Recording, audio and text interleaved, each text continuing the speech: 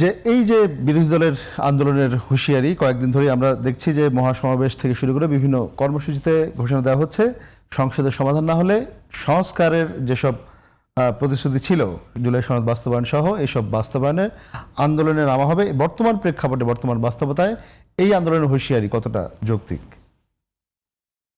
দেখুন, বিষয়টা হলো আপনার বিরোধী দল জুলাইকে বাস্তবায়ন করার জন্য, জুলাই সনদ বাস্তবায়ন করার জন্য, in the name of executing July সনদ, ওনারা সংসদের বাহিরে যে চেঁচামেচি করছে বা যে কার্যক্রম ঘোষণা করছে, ফাইনালি তারা আপনার আন্দোলনের হুমকি দিচ্ছে।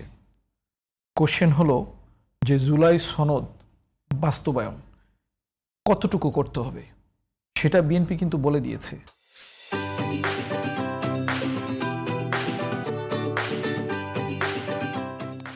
ঐকমত্য কমিশনের যে পয়েন্টগুলিতে বিএনপি একমত পোষণ করেছে সেই বিষয়গুলি কিন্তু বিএনপি তার নির্বাচনী যে ইস্তেহার, সেই ইস্তেহারের মধ্যে নিয়ে এসছে এবং সেই ইস্তেহার বাস্তবায়ন করার জন্য বিএনপি অলরেডি কাজ শুরু করে দিয়েছে। বিএনপি যখন যেখানে যে জিনিসটা দরকার সেটা বিরোধী দলের সাথে আলোচনা করে হোক বা অন্য যেসব পক্ষগুলি আছে সবার সাথে আলোচনার মধ্যে দিয়েই এটাকে বাস্তবায়নের জন্য চেষ্টা চালিয়ে যাচ্ছে। এখন আপনি যদি ওভার টাইম আপনি যদি একটা জিনিসকে বাস্তবায়ন করার জন্য ধরেন আপনার 5 বছর দরকার, 2 বছর দরকার, 3 বছর দরকার, এখন আপনি যদি বলেন যে না, just now you have to do it, তাহলে এটা তো করা সম্ভব না। আপনি জুলাই সনদের মধ্যে বিএনপি যে পয়েন্টগুলিতে একমত পোষণ করেছে সেই বিষয়গুলি তারা বাস্তবায়ন করবে কি করবে না সেটার জন্য আপনি অবশ্যই সময় দিতে হবে। যেমন ধরেন আপনার সংবিধান সংশোধন, এটা কিন্তু বাংলাদেশের সুপ্রিম কোর্টের যে পঞ্চদশ সংশোধনী রায় সেখানেও কিন্তু পার্লামেন্টের হাতে ছেড়ে দিয়েছে। এখন আপনি যদি বলেন যে না, এটা জাস্ট নেক্সট যে সেশন আছে সেই নেক্সট সেশনেই আপনাকে এটা তুলতে হবে, তাহলে এটা হবে না। এর কারণটা কি? আপনার কোন কোন জিনিসগুলি দরকার, কোন কোন জিনিসগুলি দরকার না, সেই জিনিসগুলিকে আপনার আগে আইডেন্টিফাই করতে হবে। আপনি তাড়াহুড়া করে কোনো জিনিস করতে গেলে সেখানে ভুলভ্রান্তি থেকে যাবে। তো আপনি যে জিনিসটা বলছেন যে আমি জুলাই সনদ বাস্তবায়ন করব, গভর্নমেন্ট কি 5টা বছরের মধ্যে তাদের মেয়াদের ম্যাক্সিমাম পিরিয়ড কি শেষ করে ফেলেছে?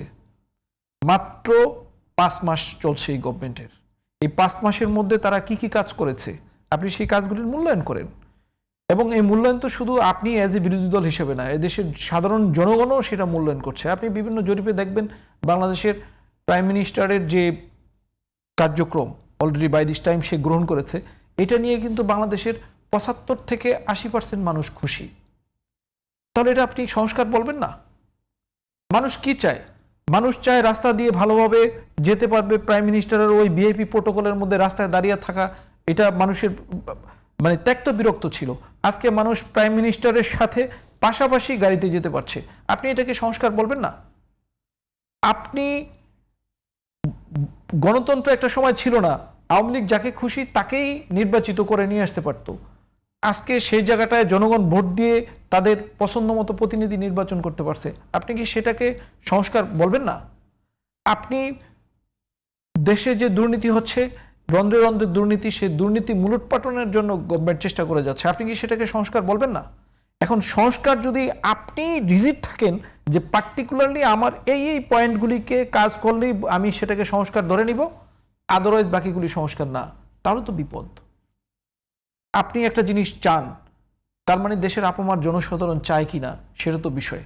কারণ পলিটিক্যালি আপনার একটা ভিউ আছে, পলিটিক্যালি আমার একটা ভিউ আছে, পলিটিক্যালি অন্য একটা পার্টিরও একটা ভিউ আছে। সুতরাং আপনি যা চাইবেন শতভাগ তাই করতে হবে এবং সেটা যদি হয় তাহলেই কেবল সংস্কার, আদৌ সংস্কার না, এটা তো না। যেমন আপনি বলেছেন যে সুপ্রিম কোর্ট সচিবালয়টা থাকলে পরে কেস যে ব্যাকলগ সেটা রিমুভ করা যেত। কেস ব্যাকলগের সাথে সুপ্রিম কোর্ট সচিবালয়ের সম্পর্কটা কি? আপনি কেস ব্যাকলগের সাথে সম্পর্কিত হলো ইফিসিয়েন্ট জজ, ম্যান পাওয়ার বৃদ্ধি করা, কোর্টের যে আনুষঙ্গিকতা আছে সেই বিষয়গুলির প্রতি আপনার জোর দেওয়া, কোর্টের ফাইন্যান্সিয়াল ক্যাপাসিটিকে এনহ্যান্স করা, এই জায়গাগুলি আপনি না করে আপনি সুপ্রিম কোর্ট সচিবালয়, হ্যাঁ আপনি একটা প্রজ্ঞাপন দিয়ে দিলেন, সুপ্রিম কোর্ট সচিবালয় হয়ে গেল। আলটিমেটলি কি হলো, ওখানে আমরা দেখলাম যে 2 থেকে 3 জন অফিসারকে ওখানে এঙ্গেজ করা হয়েছে। এরা কারা? এরা আগে আপনার আইন মন্ত্রণালয়ের অধীনে কর্মরত ছিল, সেখান থেকে এখানে নিয়ে আসা হয়েছে। এখান থেকে আবার যখন এই অর্ডিন্যান্সটা বাতিল হয়ে গেল, তারা আবার আপনার ইতে চলে গেল, সচিবালয়ে চলে গেল। তাহলে ব্যক্তি কিন্তু সেম, আপনি যেই নামেই ডাকেন না কেন ব্যক্তিগুলো তো সেম।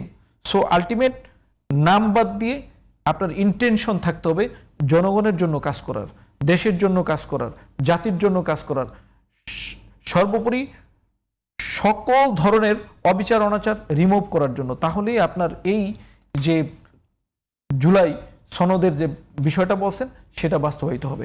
কিন্তু বুঝতে আপনি পেরেছি। কি বলছেন আন্দোলন করে কি আপনি এই জিনিসের সমাধান করতে পারবেন? কারণ আপনার এই আন্দোলনের সাথে দেশের জনগণকে সম্পৃক্ত করতে হলে জনগণও একটা জাজমেন্টাল বিষয় দেখবে যে এই গভর্নমেন্টকে কতটুকু টাইম দেওয়া হয়েছে এবং সেই সময়ের মধ্যে সরকার কতটুকু সদিচ্ছা পোষণ করে কাজগুলি করছে কি করে নাই।